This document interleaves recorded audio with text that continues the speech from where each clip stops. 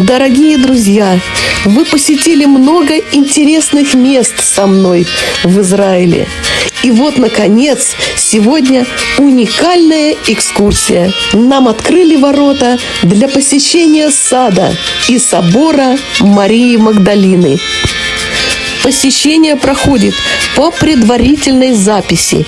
И благодаря экскурсоводу Ирины Травель мы находимся на берегу озера Кинерет, в этом уникальном месте. Это подворье Горненского монастыря Русской духовной миссии в Иерусалиме Московского патриархата, на месте, где, согласно преданию, Иисус Христос изгнал 7 бесов из Марии Магдалины.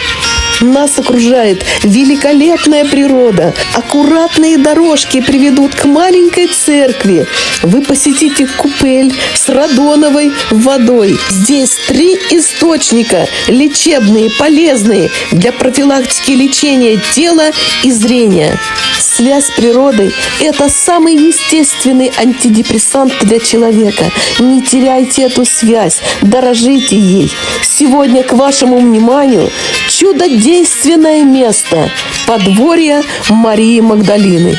Подворье расположено на территории, которой во времена жизни Иосифа Флавия занимал крупный город Магдала. Еще в 52 году нашей эры его население составляло около 40 тысяч человек. Мария Магдалина – равноапостольная святая. По праву считается чудотворной иконой. Ей молятся от избавления от различных хворей, как телесных, так и душевных, пагубных привычек, а также просят отпустить грехи. Если в семье не получается родить ребенка, просите Марию Магдалину отпустить грехи за аборты, если они у вас были, за привычки вредные, за свои грехи. И все у вас получится. И будет у вас в семье ребенок. Живите с верой в душе, и будет вам счастье.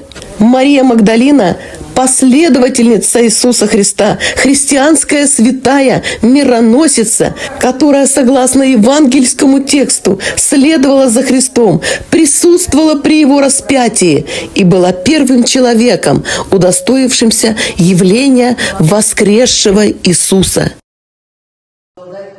Стены храма расписаны фресками с изображениями тех событий, которые происходили в Галилее с Иисусом Христом.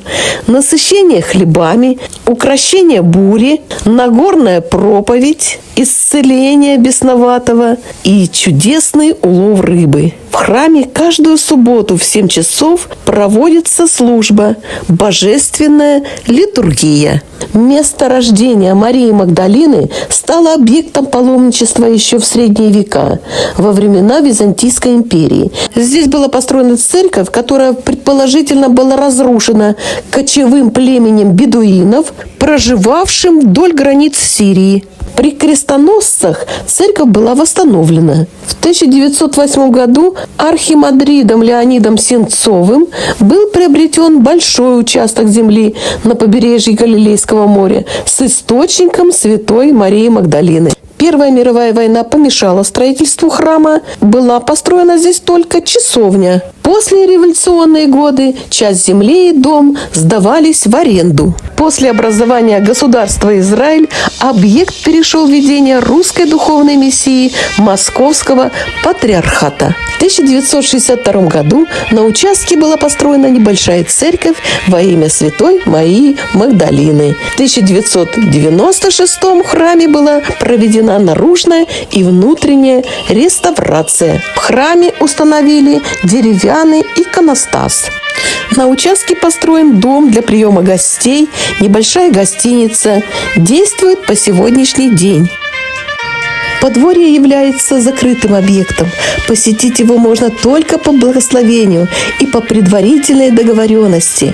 Это сделано с целью оградить тихую жизнь подворья от зевак, так как оно расположено у дороги, по которой проходят многочисленные экскурсионные туры.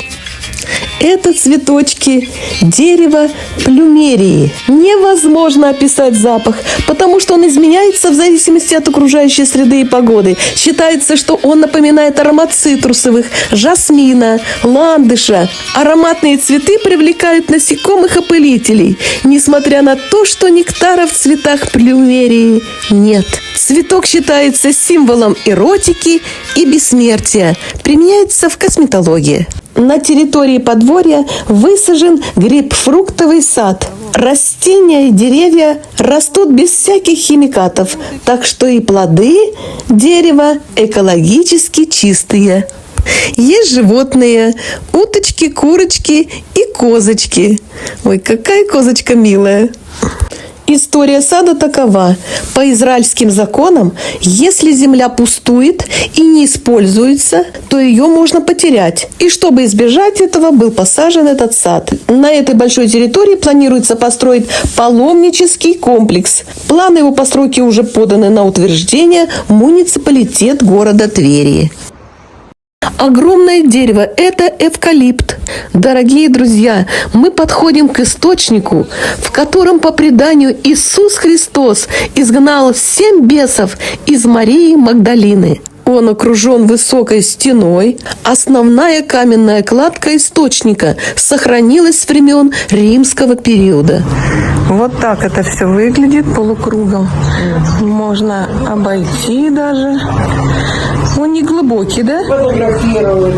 Он глубокий, нет? Вы не хотите померить? Нет. А мы бы засняли. Теперь жалею, что не искупалась и я. Вода в источнике теплая круглый год. На этом месте находился древний галилейский город Магдала, упоминаемый в Библии как родина Марии Магдалины. Магдала переводится как «башня». Когда посещаешь такие места, видишь и веришь, что здесь жили обыкновенные люди.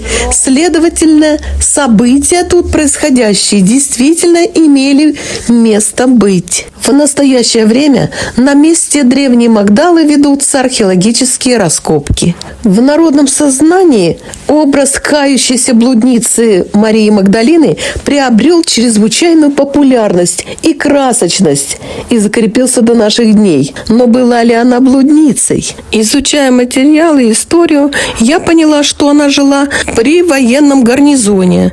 И одевалась она более свободно. Ходила с распущенными волосами, что в то время было неприлично. Но она не была развратной женщиной. Слово «блуд», да, оно переводится как «проституция», но нигде нет подтверждения того, что она занималась этим.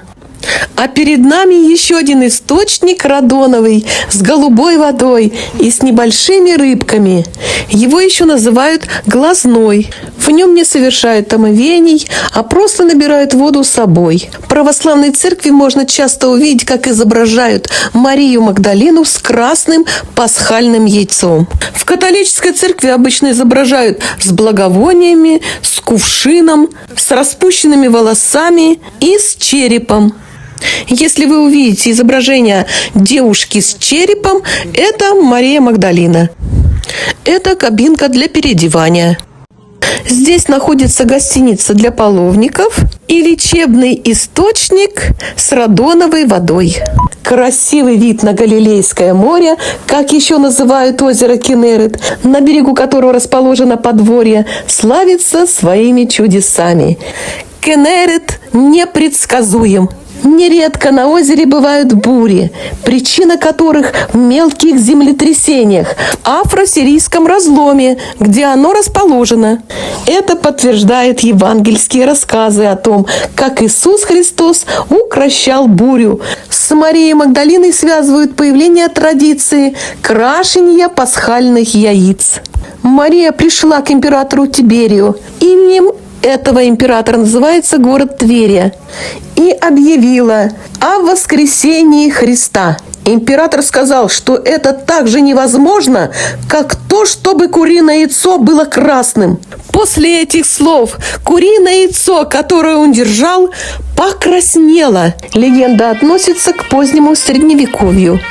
Люди того времени, узнав об этой истории, стали красить яйца и дарить их друг другу со словами «Христос воскрес!